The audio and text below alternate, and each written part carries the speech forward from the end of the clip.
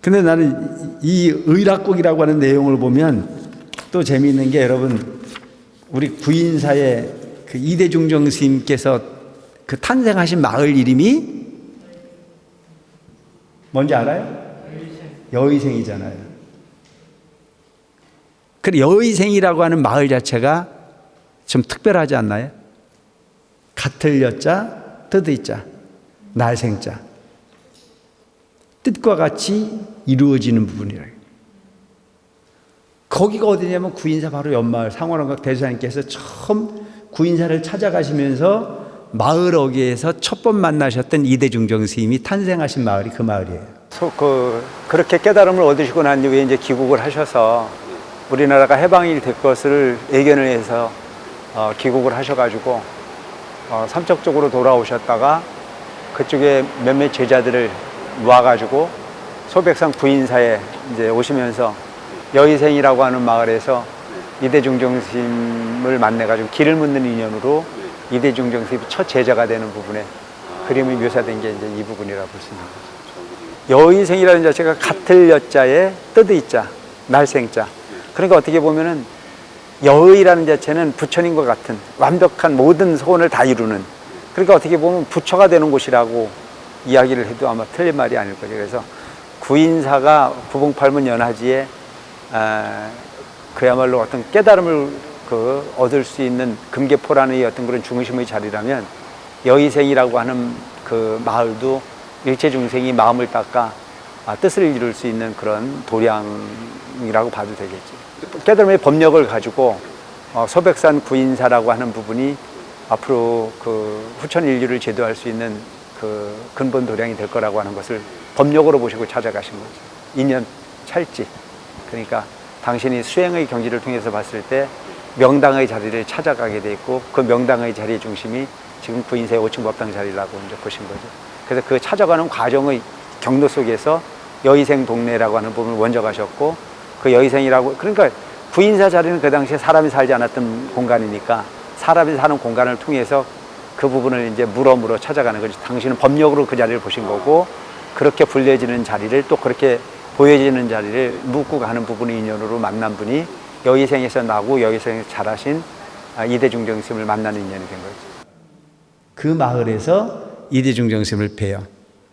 근데 그 이대중정 스님이 탄생의 배경도 특이한 탄생의 배경이 있어요. 그래서 오늘은 여기 이제 거의 마무리되는 부분이니까 오늘 드라마를 하나 찍고 가야 될 것 같아서 설명을 한다면, 상호론각 대주사님께서 소백산 구인사에 연화지를 찾아가시죠. 연화지, 연꽃이 피어나는 형국의 명당 자리를 법으로 보시고 찾아가시는 거예요. 법으로 수행 중에 보시고, 그래서 물어서 저 삼척이라고 하는 곳에서부터 출발을 하셔가지고 구인사를 찾아가시는 거예요. 그 찾아가셔서 처음 마을 어귀에 들어간 곳이 여의생 마을의 입구예요. 그곳에서 처음 만나신 분이 이대 종정 스님이셨어요. 그래서 이대 종정 스님은 그 당시에 마을 청년이었고, 상호론각 대주사님은 그 당시에 몇몇 당신의 제자들을 데리고 그 연화지를 찾아가시는 부분에서 길을 묻게 됩니다. 내가 찾고자 하는 지명이 이러이러한 곳에 이러이러한 부분의 지명을 갖고 있는 곳인데 아냐. 그때 이대중정 스님께서 내가 맨날 나무하러 꺼낸 것입니다. 이대중정 스님은 나무하러 다니고 그냥 살림 사셨던 분이니까. 그래서 그렇게 인연이 되죠. 상월 대주사의 탄생기도 대단히 좀 우리가 상서로운 어떤 그런 부분을 가지고 있지만, 이대중정 스님께서 탄생하실 때의 배경도 좀 상서로운 부분이 있어요. 그래서 이대중정 스님이 탄생을 하셨던 그 여의생이라고 하는 마을 지명을 갖고 있는 그 마을에 그 당시에 24가구가 모여 살았답니다. 내가 볼 땐 지금 10가구 먹고 살기도 바빠요. 상관오지에 땅이라고 하는 건 없어요. 비알백 뺏기. 그러니까 그런 가수의 환경 속에 여러 가구가 모여 살다 보니까 넉넉하게 사는 사람은 없었겠죠. 다 궁핍하게 살 수밖에 없는 그런 환경 속에서 어렵게 살고 있었어요. 그때 이대 중정스님의 그 집에 이대 중정스님 누님을 낳아서 얼마 안 됐을 때 저 치악산 쪽에 머물고 계시는 박동호 스님이라고 하는 스님이 계셨는데 그 스님이 아주 유명한 스님이었답니다. 당시에 미리 예언을 해서 볼 줄 아는, 그러니까 이미 마음이 어느 정도 맑아져 있는 분이죠. 그래서 그 출가한 지 수십 년이 됐지만 한 번도 계율을 파하지 않고 사셨던 아주 대단한 스님이 박동호 스님이라는 스님이 계셨는데 그 스님이 여의생이라고 하는 마을을 찾아오신 거예요. 그래서 여러 집을 다 두고 이대중정 스님 댁을 찾아와요.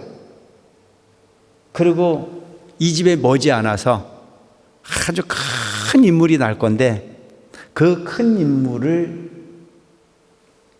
만나거든, 응? 잉태를 하거든 그 아이를 낳아서 나를 좀 주어라.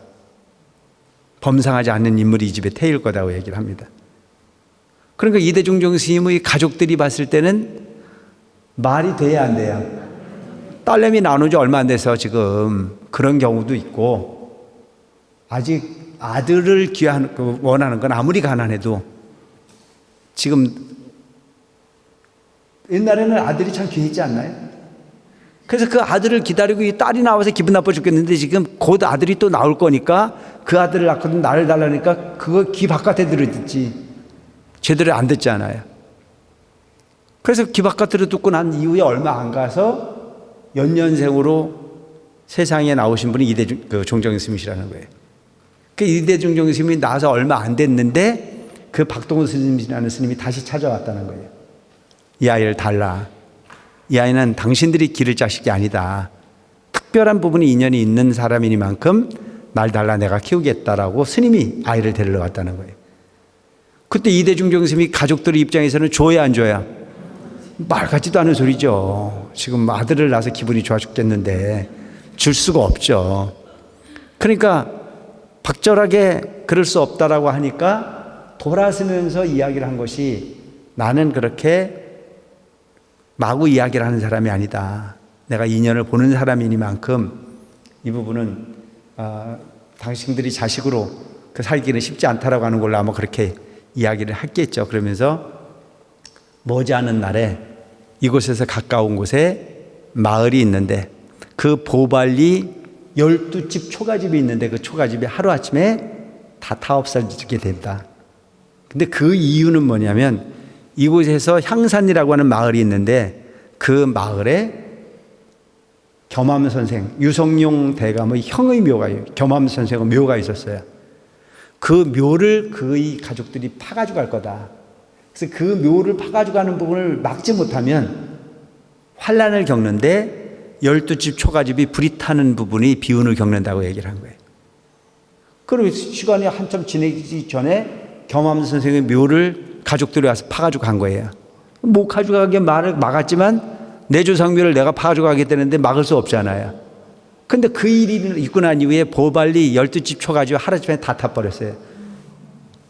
그러니까 그 박동호 스님이라는 스님이 보통 분이 아닌 거죠.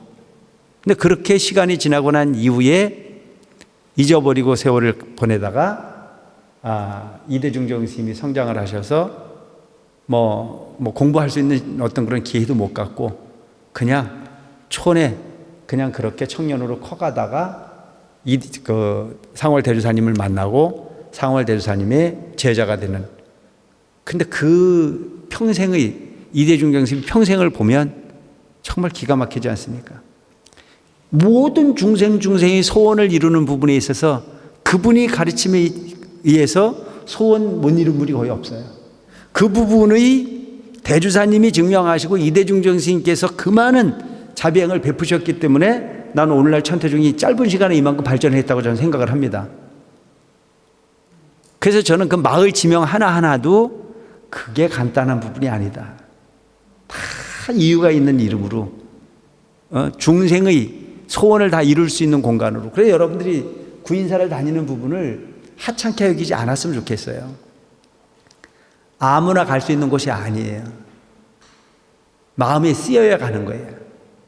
여기 이 법당에 오셔가지고 지금 우리가 이렇게 함께 할 수 있는 부분도 오라고 사정을 해도요, 인연 없는 사람은 안 와요. 근데 인연이 있는 사람은 그냥 그 마음이 쓰여요.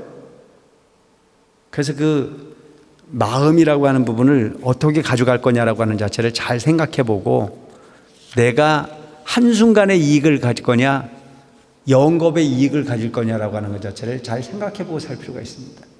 근데 오늘 우리가 흔히 보면 눈앞에 있는 이익을 쫓고 눈앞에 있는 편안함을 얻으려고 애를 쓰지, 영겁의 이익을 얻거나 지혜를 구하고자 하는 부분은 너무 인색하다는 거죠. 그러니까 부처님 전에 공양을 올리고 하는 부분들도 보면 액수가 중요한 게 아니고 뭐가 중요하냐면 정성이 중요한 거예요. 정성이. 그 정성이라고 하는 부분을 항상 우리가 놓지 않고 살려고 애를 쓰고, 놓치지 않으려고 자꾸 애를 쓰고 사는 부분이, 그래서 공기를 우리가 호흡하듯이 그렇게 몸에 젖게 마음을 내고 사는 것 자체가 순간도 좋고 미래도 좋을 수 있는 부분이 아닐까. 그래서 여기서 나는 의락국이라고 하는 내용을 보면서 여의생이라고 하는 생각이 이렇게 매치가 되는 부분이 있어서 좀 설명을 드리고 이렇게 갑니다.